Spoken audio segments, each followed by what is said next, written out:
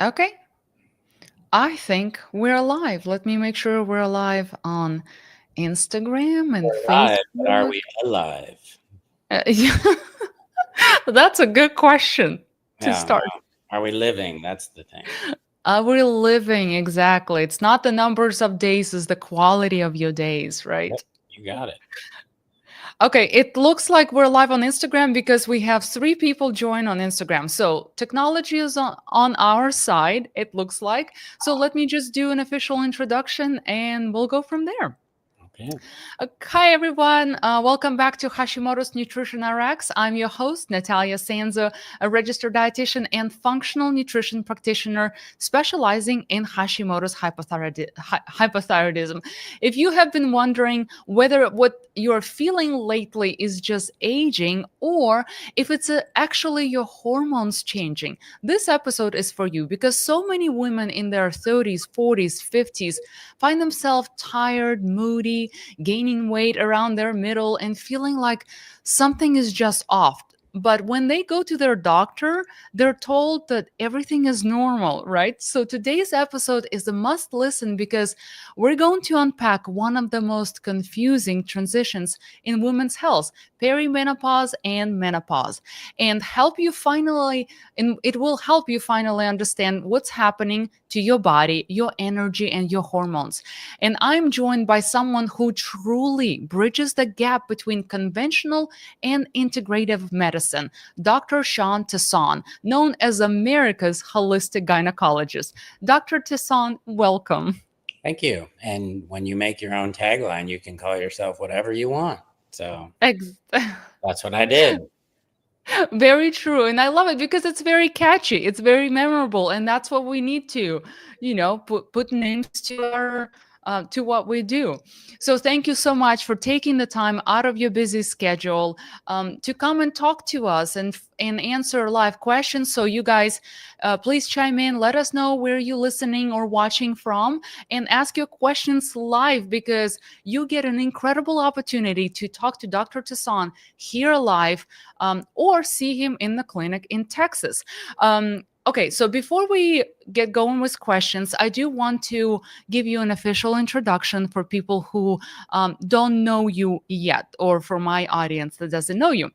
Okay. So, Dr. Sean Tesson, MD, PhD, known as America's holistic gynecologist, is the first physician in the United States to be double board certified in obstetrics and gynecology and by the American Board of Integrative Medicine. He holds a medical degree in addition to a PhD in mind body medicine. Dr. Tesson is a practicing OBGYN in the Austin, Texas area, hormonal expert, author, speaker, highly rated patient advocate, creator of the world's first integrative hormonal mapping system, and host of the Confessions of a Male Gynecologist podcast. I love that name. Yeah. In his 20 plus years of practice, he has listened to over 50,000 women's stories and is determined to remove the myths surrounding women's health. As an integrative health practitioner, he believes that you should have an active role in your care. His work includes studies and publications on hormonal imbalances, spirituality in medical care, whole foods to heal the human body, and integrative medicine.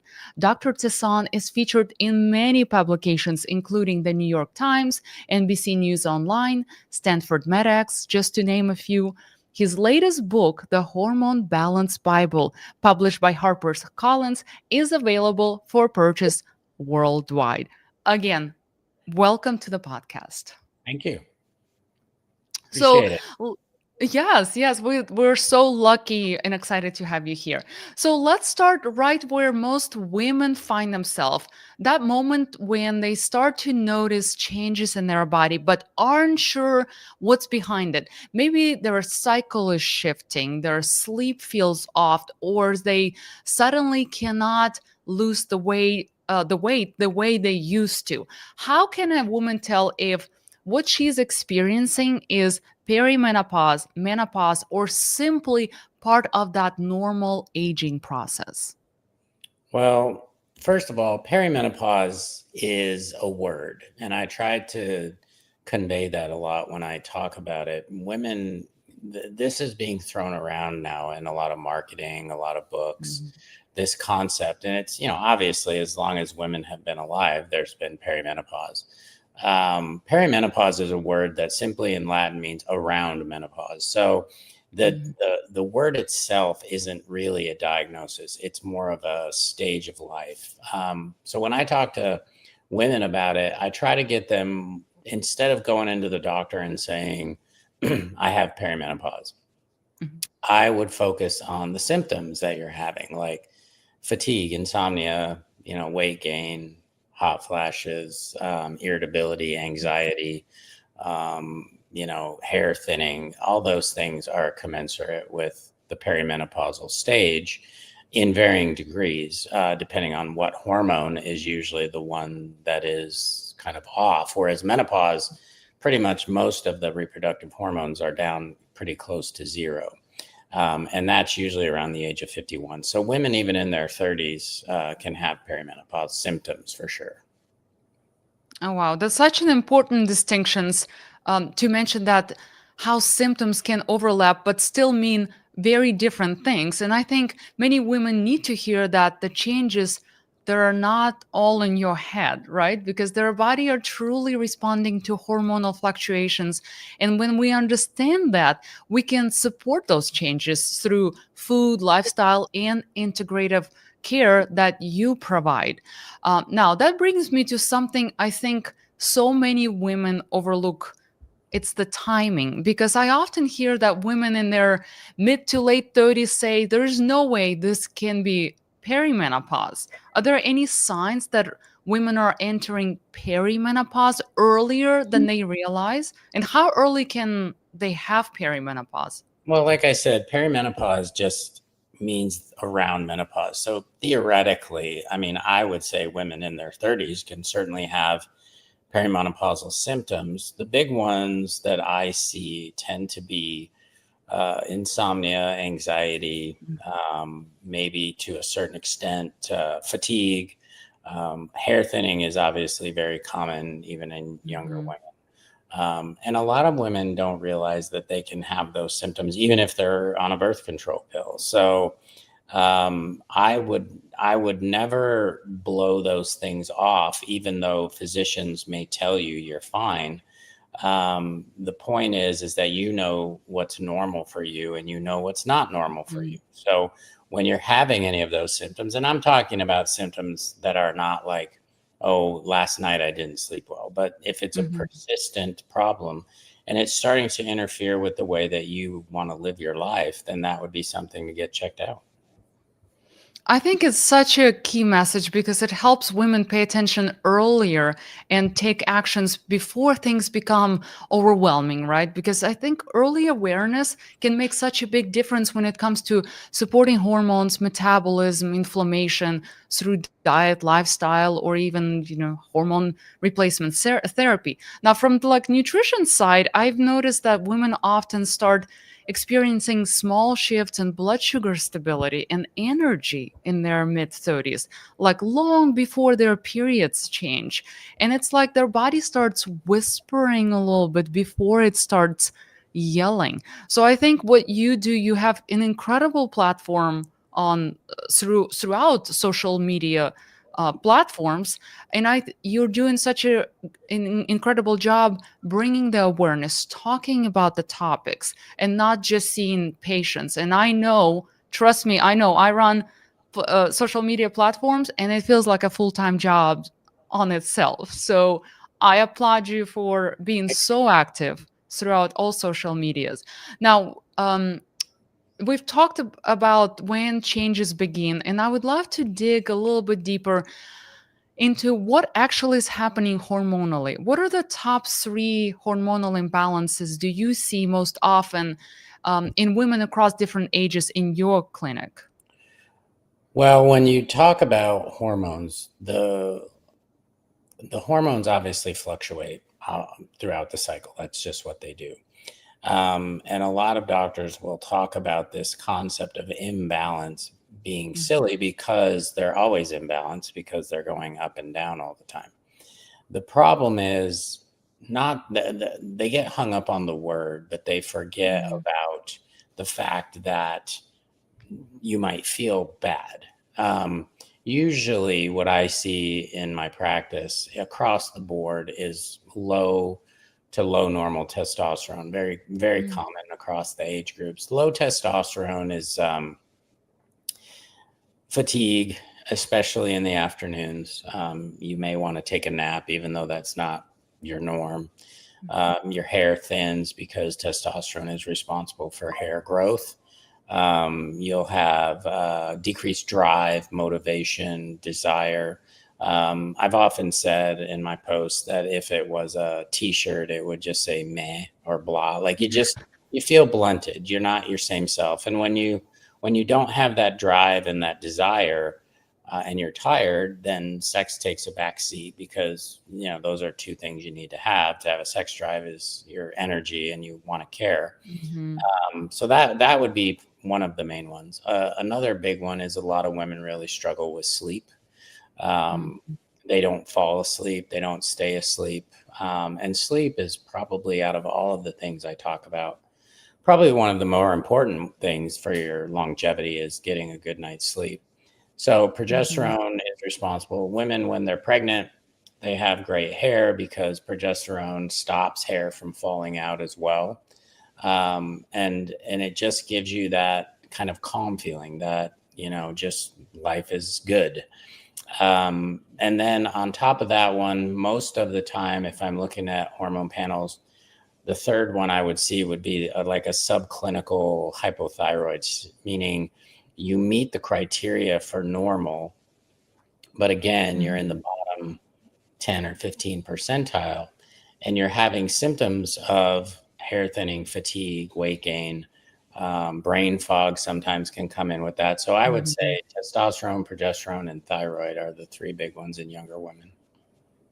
That so aligns with what I see in my practice as well. It's amazing how connected all of those hormones are and how addressing one imbalance like progesterone through pills or hormone replacement therapy, um, or stress even can start shifting everything else in the right direction. And in my work I see patterns like you mentioned, like estrogen dominance or sluggish thyroid. Of course, I concentrate on Hashimoto's hypothyroidism. I'm a patient myself. I have Hashimoto's. I've had it for 10 years, and it has been a battle. And I'm really curious to hear what you find most common in your practice. And it's interesting to see how it all overlaps.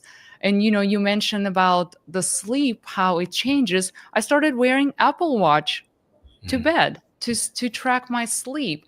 And I learned that you're supposed to be in a deep sleep. There's a core sleep, right? There's REM, core sleep, and deep sleep. You're supposed to be in deep sleep for about 3 hours a night. And on average, and that goes across all of my friends that we talk through, um, we sleep in deep sleep, we sleep about 17 to 20 minutes, and that's where all the body repairs happens. So is this perimenopause, or is this just bad sleep hygiene, being on the phone all the time, stress, not eating well? So it's interesting that you see that you said that all those hormonal things happen. So what are some of the red flags that what's going on is not just a normal aging but actually deeper hormonal imbalance that needs attention?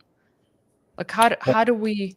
Well, like I said, I think that most women don't have like a abnormal lab. Like most women, with the exception of maybe testosterone, Mm, tend to have low normal labs. Like they may, and progesterone can be zero and be normal. I mean, that's kind of how the mm, lab is run. But you have to combine. See, I always say doctors who go purely based on symptoms and no labs aren't really getting the whole picture. And to go mhm, just based on labs and not the symptoms is kind of going without the whole picture. So you have to kind of combine those, and you mhm, have to look as the patient and say, this problem, whichever one it is, hair, sleep, energy, whatever it is, this is abnormal for me. This is something that Mhm. I am struggling with. That even if the doctor tells you your labs are normal, which they may very well be, but I see a lot of women who say their free testosterone is in the fifth percentile of normal. Well, I could multiply that by 30 and it would still be normal for a woman, Mhm. but you might feel a lot better. And so that's where I think the doctors kind of drop the ball, in the sense that they just look at it and say it's normal, because they're not listening to the symptoms that the patient's telling them. And I think that Mhm. you have to just come to that realization, like, look, like I just had a lady this morning who walks with her friends, and they all were saying they were doing their usual talk about how they feel this and they feel that. Mhm. And they were kind of saying they didn't want to go on hormones because they were afraid of them, because of all the fear that's out there. Mhm. And then one of those ladies came to me, and she feels so much better, and she was losing bone because she got a DEXA scan and she had osteoporosis, and that was kind of a wake Mhm. up call for her. And so then when she started feeling better, this other lady called. And I think it's just when you see this person that you've known for years and they just feel so much better, so much different, that Mhm. you then start looking at it going, well, I've been told all these years that I'm just getting older, or I just need to exercise more, I just need to lose weight, or whatever you're being told. Mhm. And it could be something as simple as a hormonal issue. So that kind of brings me to questions. Why do so many people, women specifically, feel so dismissed when they bring hormonal issues to their conventional medicine doctor? And how can they advocate for proper testing? Because you just mentioned, that the lady did a test to find osteoporosis. None of the doctors ever do that unless you advocating. So how do we do that? Well, you ask and you see what your answer is. If the answer is we don't do testing here, then you're not going to change the way they do things. I've often said Mhm. that you're not going to change how a doctor practices medicine. So if you Mhm. meet resistance, then you need to just, say thanks and go find somebody that does. And obviously, there's a bunch of us out there now that are talking about Mhm. things, and we're licensed in all these states, and we can definitely help. There's online companies. I'm not a big fan of those because it's more of a cookie cutter approach. And Mhm. the online companies, they kind of cherry pick the easy patients, and many of them won't do testosterone. So you're not, again, getting the full thing. But for some women, it's an entry point, and they're, I guess, affordable. It's a low price point. I think it's a Mhm. $50 a month membership, but you really may not get the whole. I have so many of my patients come from those companies because they get started and they just can't Mhm. get it right, or they're still not feeling the way the hot flashes are gone and whatnot, but they're missing something. Mhm. So you can get started many places. As far as what you really want is, you just really want somebody that listens, and that because Mhm. I've often started probably 60% of my patients. I'll start them on something, and then I usually meet with them again in 6 weeks. Rarely, is somebody 100% better. It does happen the first Mhm. time, but usually we have to tinker with the dosing. We have to change the way we deliver it, whether it's a cream or however we're doing it, because they may not absorb it. And you kind of have to keep kind of working with the patient. And then I follow up every 6 months, because certain hormones, you want to make sure they're at a different level to protect bones and things like that. Mhm. And sometimes people will call me and say, I've been feeling great for a year, but now I'm having insomnia again, or I'm having hot flashes again, and I want to check my lab. So it's constantly, as you change, as your lifestyle Mhm. changes, things are going to change for you. So you want somebody that's going to be with you over time, not just somebody that's going to put a band-aid on it even. So the short answer Mhm. is, you're not going to convince your doctor to order labs. You're not going to convince them to try testosterone. You're not going to convince them to prescribe estrogen or progesterone if they don't want to. You have to do the research and find people that will do it. That's such an empowering reminder because we really do have to be our own advocates. It doesn't matter what part of health we're trying to to fix, you know. And when women understand what to ask for, I think it changes the whole dynamic in the exam room when they come prepared, when they are truly, yes, doctors are an authority, right? But you gotta have to have some sort of, you have to come prepared. I always come with the list of questions, because I'm not, you know, I don't know it all. I'm learning every day, so it doesn't matter if I'm coming to see a gynecologist. I Google the questions. I'm trying to figure out where is my normal should be. And I love that you said that you you take your patient's hand and you walking through them through this whole journey with them, because it's not one and done. Like, yes, we as a medical professionals, we have protocols, but that's where you start. We kind of have to have guidelines, right? Where do you start? But then you taper things off or on, or you're changing. So I love that you're really hands-on and really giving women what they need. So this is kind of a perfect lead into my next questions, because I know you take a more comprehensive approach to testing. What are specific lab tests or markers do you believe every woman should ask for when they are investigating their hormonal issues? I mean, I would say the basics are going to be estradiol, progesterone, Hmm. free and total testosterone, DHEA, vitamin D. And then with thyroid, you want the TSH, the free T4, and the free T3. Those are your actual hormones. And then I also look at thyroid antibodies because I have picked up many cases of Hashimoto's that haven't been diagnosed in the past, or I have a patient with Hashimoto's who might have super high antibody load, and we're really trying to get that down. So that's what I run. I have patients that'll call and ask for, they want to do a metabolic look like hemoglobin A1C or Hmm. inflammatory markers, and I'll order those, but usually that's not my basic starting panel.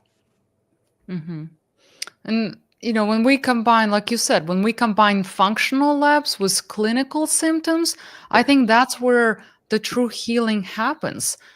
From my side, I always look at like how inflammation, blood sugar, and of course gut markers interact with hormones. And it's incredible how many answers show up when we look beyond this surface level, beyond just TSH, which most people work. So you mentioned that you work with some of the Hashimoto's patients.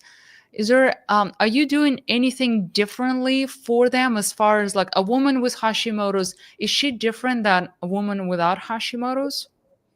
Well, I think it shows inflammation load in the body. It Mhm. also shows that if she has Hashimoto's, she's not optimally maybe converting T4 to Mhm. T3, which is the active thyroid hormone. I will talk to them about, a good friend of mine who lives here in Austin, Isabella Wentz, Mhm. who wrote Hashimoto's Protocol. I've learned a lot from her over the years as well. And another friend of mine, McCall McPherson, Mhm. who is another thyroid person. And the thing that I always tell patients is, you want to, and you do this, I'm sure, but you decrease gluten and dairy load. That alone sometimes will cut inflammation drastically. But then I will also rely on probably low dose naltrexone. Mhm. I may recommend a favorite supplement that I usually will recommend is Zyflamend, which is a holy basil, rosemary, turmeric blend. That really also helps with the inflammation. And my goal is always to try and get the TPO antibodies under about 100, Mhm. because I find that when you decrease that load, it just helps the thyroid work better. It helps your body convert hormones a little bit better.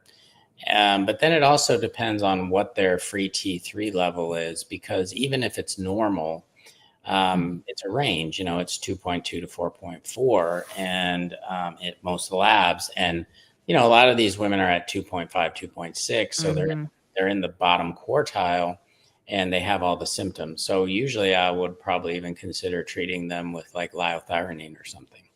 Mhm. So thank you for shining the light on how you work with people with Hashimoto's because I think it truly takes a village. And Dr. Isabella Wentz, I was actually on her podcast, and McCall McPherson, she's incredible. So you guys are all in Texas, I believe, right? We're all in Austin, actually. Yeah. Oh, amazing.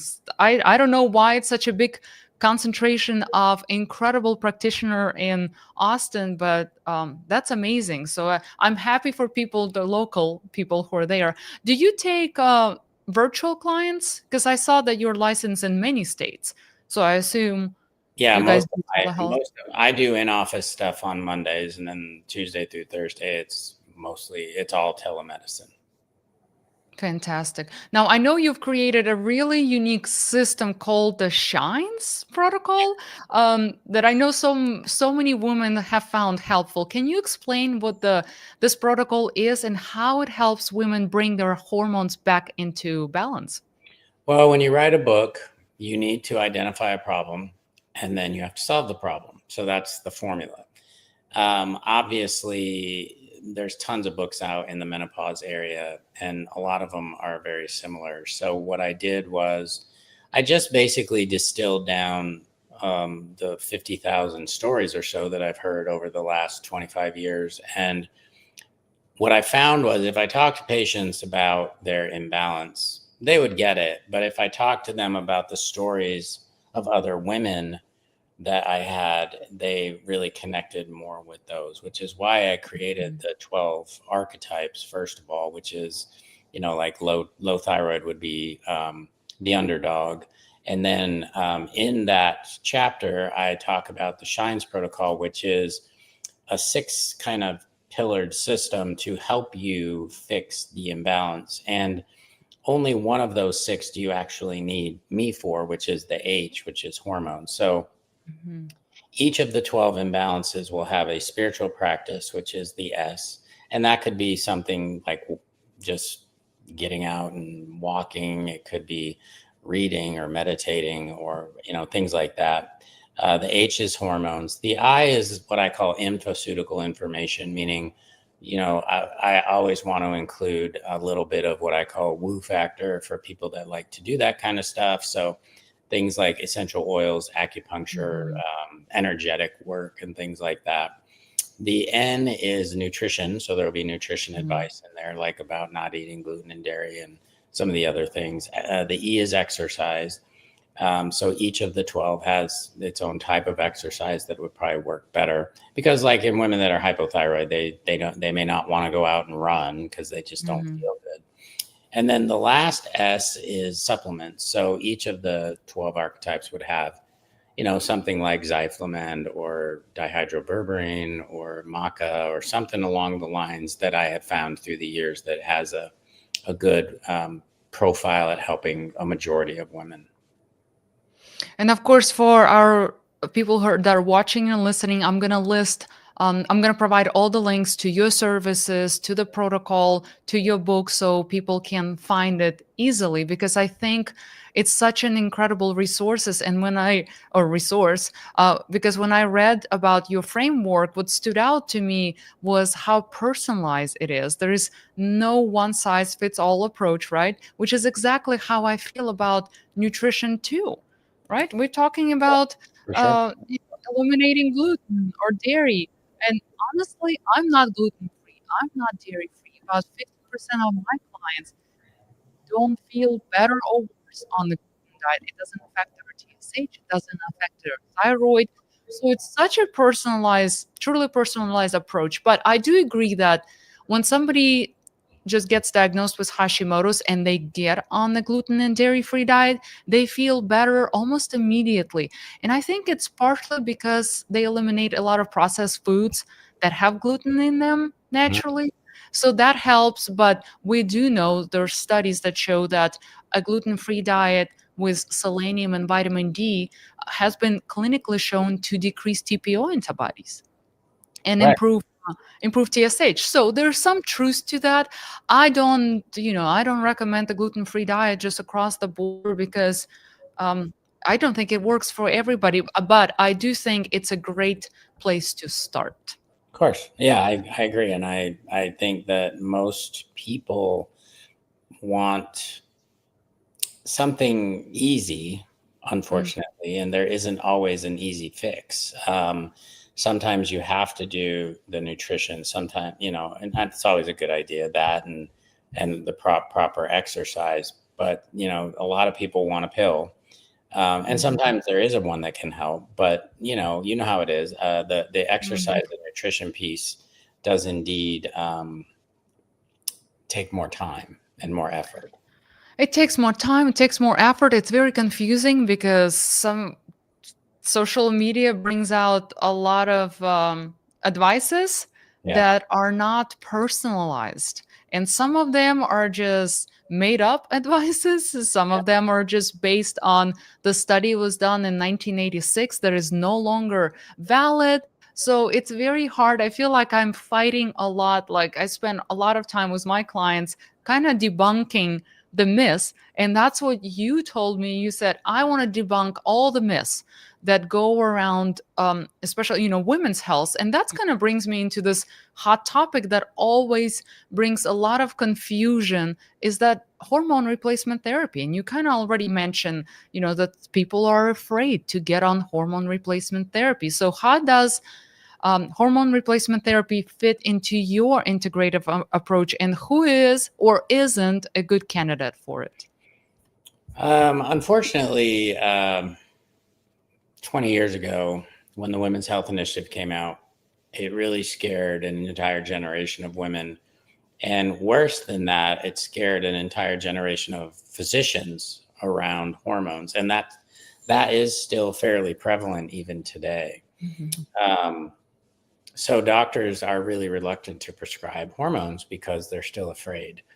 I feel like 95 to 98% of women are candidates for hormone replacement therapy. Some have a recent diagnosis of breast cancer or something like Mhm. that maybe, we want to wait a little while, but, or DVTs in the leg or something, there's kind of serious things, but most women don't have those and are Mhm. indeed people. And I know you've had folks on your podcast before that I have been blocked by, like Dr. Nadolsky and a couple of others, because they are very traditionally based, very smart, and they have good, they use evidence, which is great, but they're really not open to uh, thinking a little bit outside the box. Like they won't compound hormones or they won't Mhm. use testosterone in women. I'm not saying he does. I'm just saying that mindset. Mhm. So it's hard for women because, and then also you mentioned the frauds and the scammers out there, because it's a big business. Anybody that says your doctor's not telling you this, or your doctor doesn't know this, but somehow they do and they're a coach, that to me is a huge red flag. And so I've committed a lot of what I do to kind of exposing that and just kind of going through it logically, why it's kind of silly. Um, Mhm. because there's a lot of money to be made with supplements. And I use supplements, but I might use 4 or 5. I don't, you know, talk about detoxing and parasites and all that other stuff, because I think 99% of the time it's a scam. And I just really would wish that women, instead of spending money on all that stuff, would focus more on like the hormones or the exercise or what Mhm. they're eating. And again, it goes back to that kind of concept of false promises and vulnerable women. These patients are out there searching at midnight because they can't sleep or they feel Mhm. miserable, and they're on their phones and they're just getting deluged with all of this fairly worthless information, but it's very dramatic, very well done, Mhm. and they fall prey to it. And they've probably spent hundreds and hundreds, if not thousands of dollars on things that don't work, when a simple prescription to their local pharmacy would fix almost everything. So it's trying to, part of me feels like I need to do that to just show women what they're being sold. Like one of the recent ones I just did was Elle McPherson, who, this is a new thing too, is celebrities are now getting into the space because they are now menopausal, and they've Mhm. miraculously discovered this powder that they concocted that's got 51 things in it, when she said 2 minutes earlier in the video that she was already on a bunch of supplements that didn't work. but somehow magically this one does, because she figured it out when for some reason none of us could figure it out, but she did. And it's just silly on its face. But when they're being sold to by Elle Macpherson, who's gorgeous and 55 and she looks amazing, that's going to sway people. Or Holly Berry or Drew Barrymore. There's all these people now that are getting into this space and they're really muddying the water. Yes, and like Halle Berry, they come up with supplements. They have no education, no, they just probably a supplement company reached out to them and they're trying to make money on it.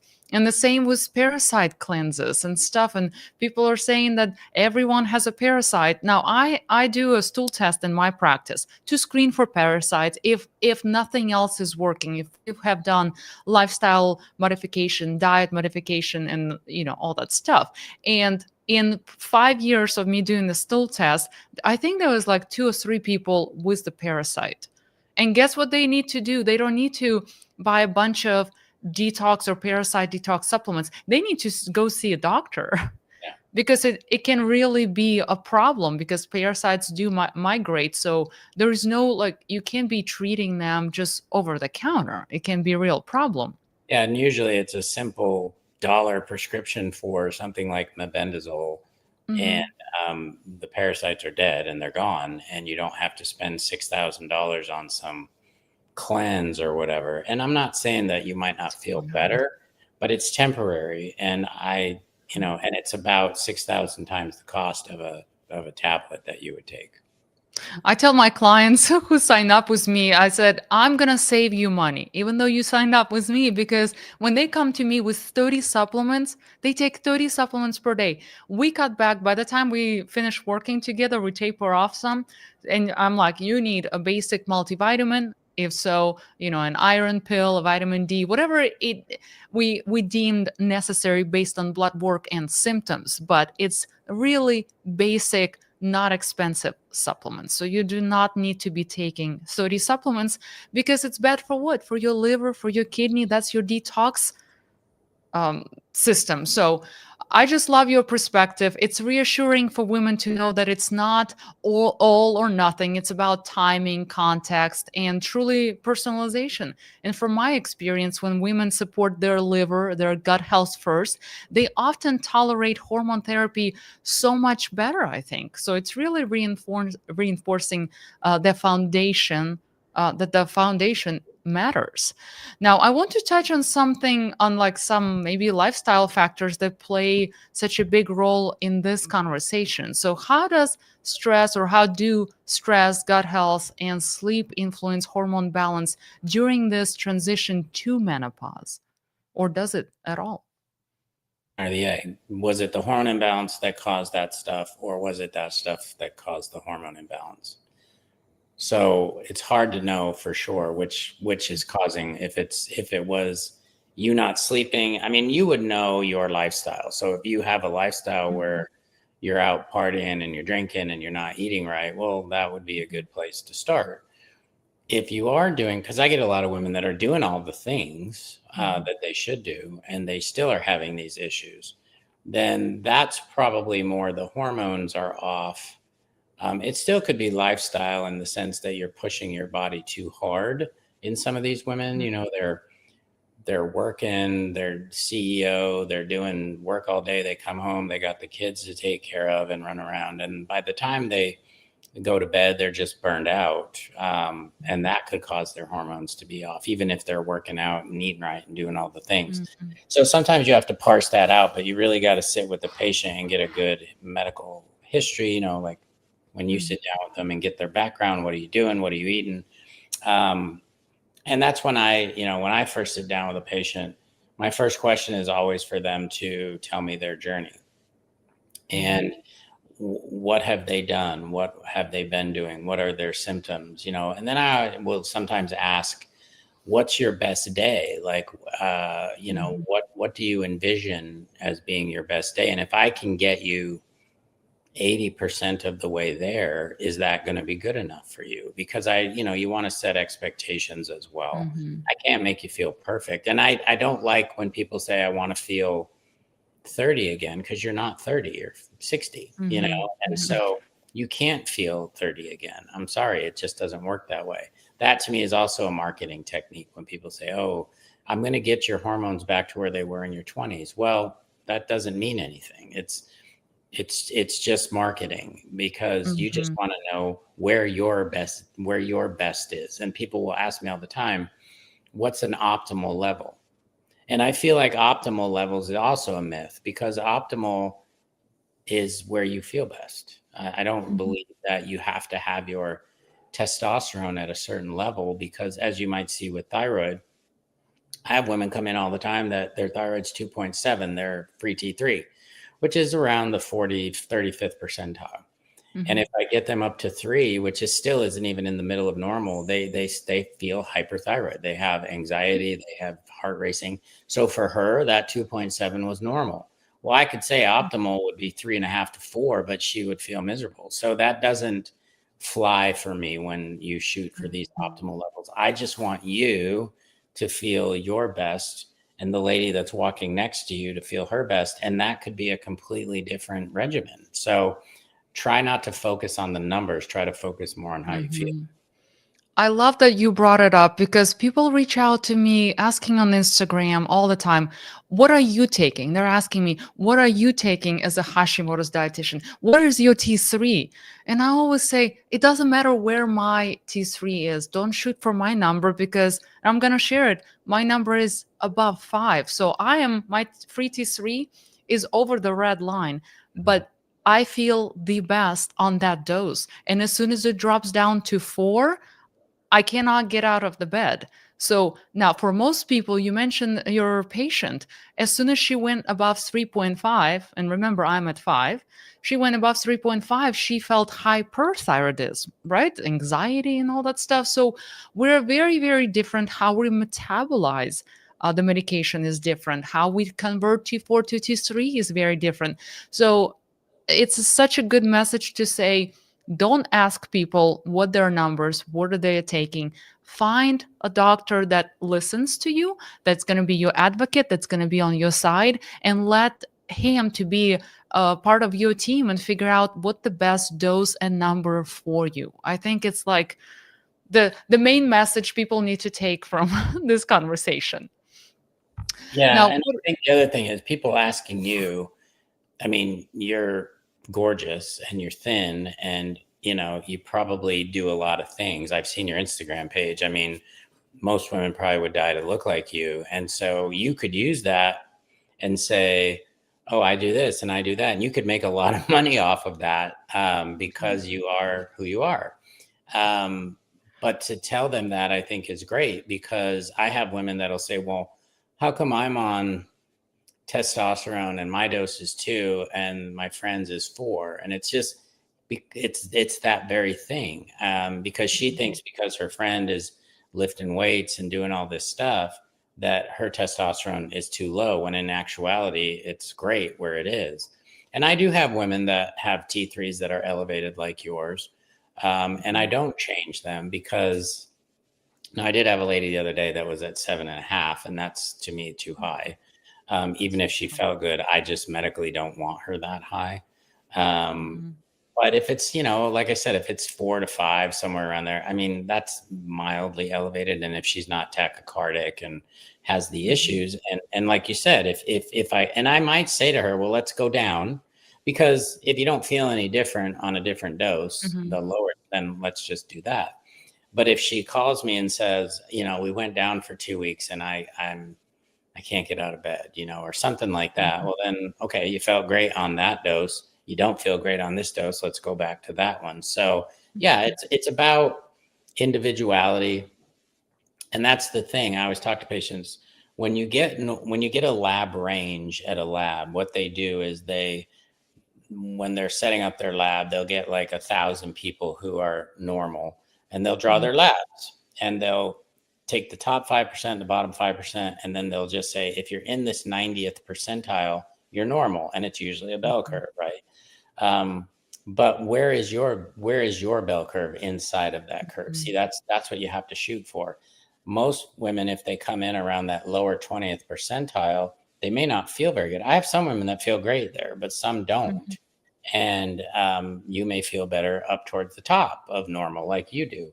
Hmm. So that's why I said it's not a one size fits all. And it's hard when you have patients that only want to be seen like one time and you're going to fix all their problems, because it may take some tinkering around. You might have to do another set of labs. But if you stay the course and you stick with somebody for 3 to 6 months and they're working with you and looking at your Hmm. lab and talking to you about your symptoms, chances are you'll find that dose eventually. Absolutely. I completely agree. And I've noticed, being patient myself and talking to other women, that the way you metabolize and how much medication you need changes with seasons.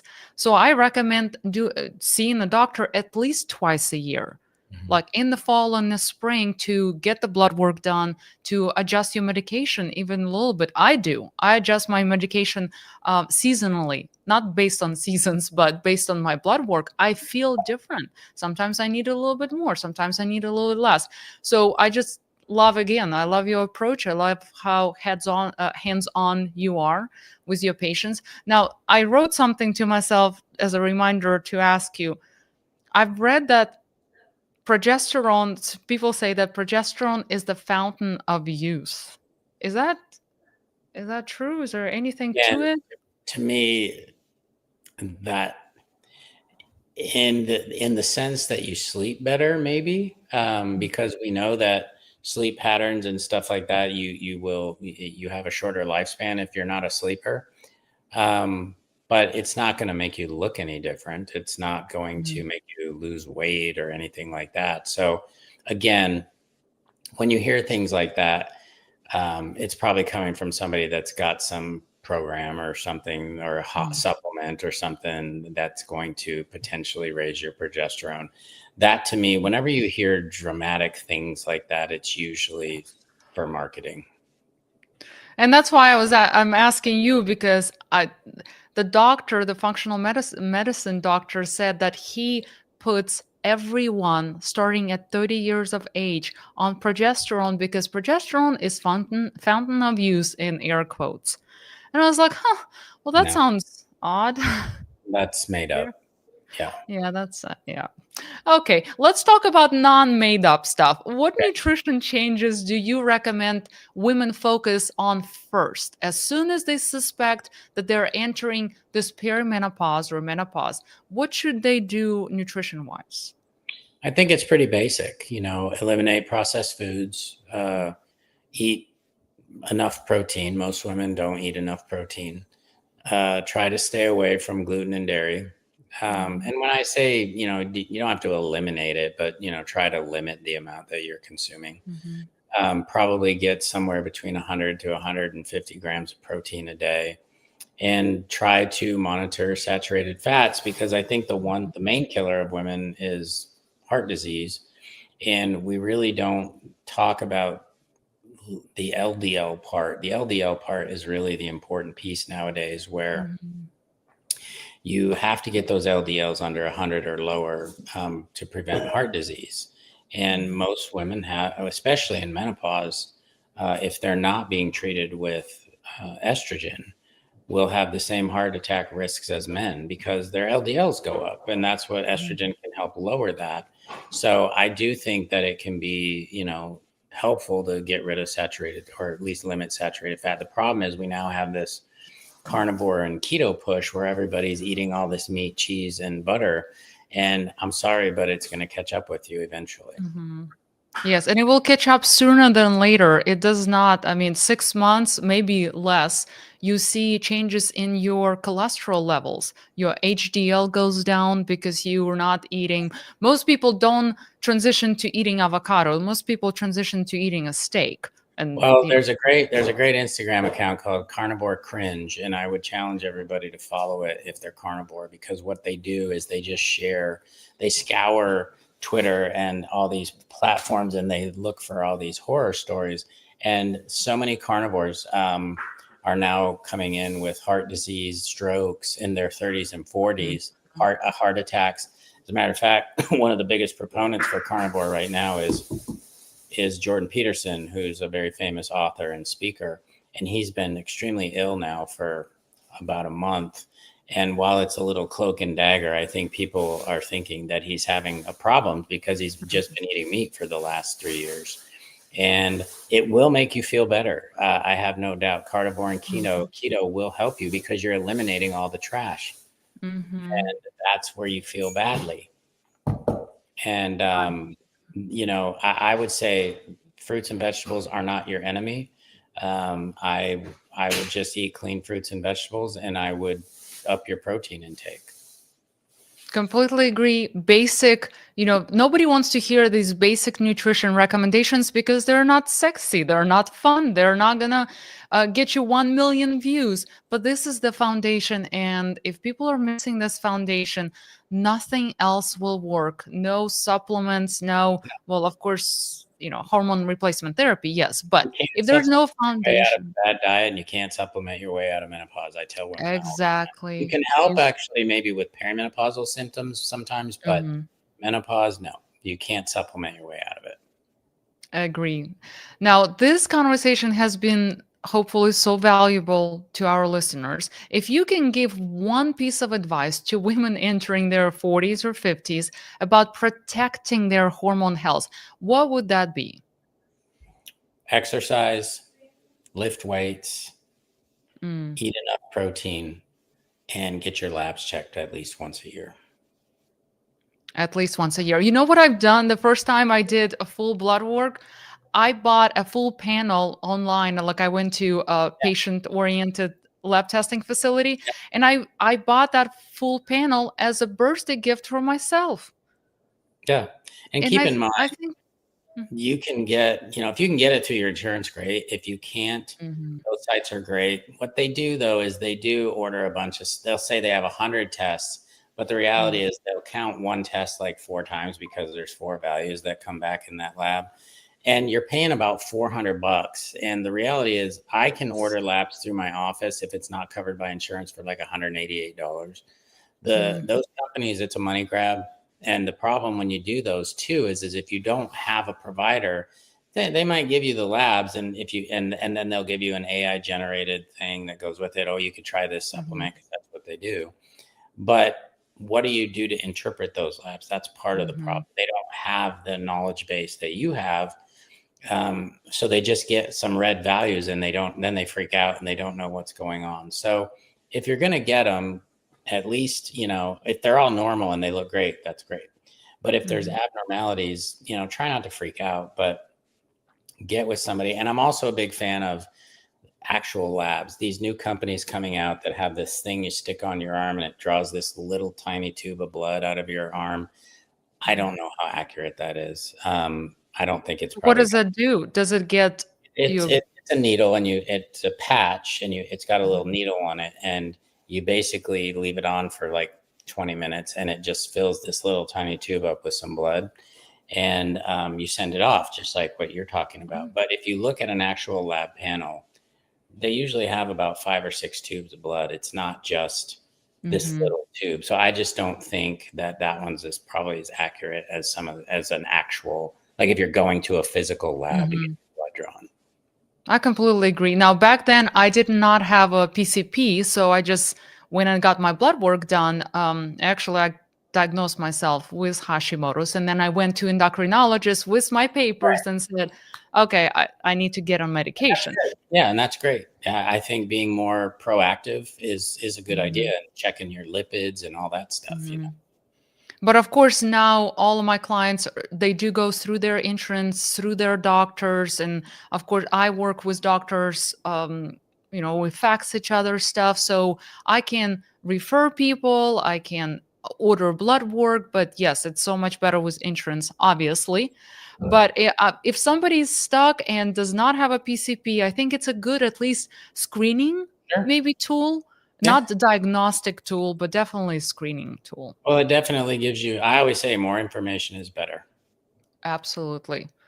As long as it doesn't overwhelm you and you don't start doing crazy, parasite cleanses and stuff. Yeah. Well, and people do that, but yeah, just take it to a physician or a nurse practitioner or Mhm, somebody, and have them look at it. mhm.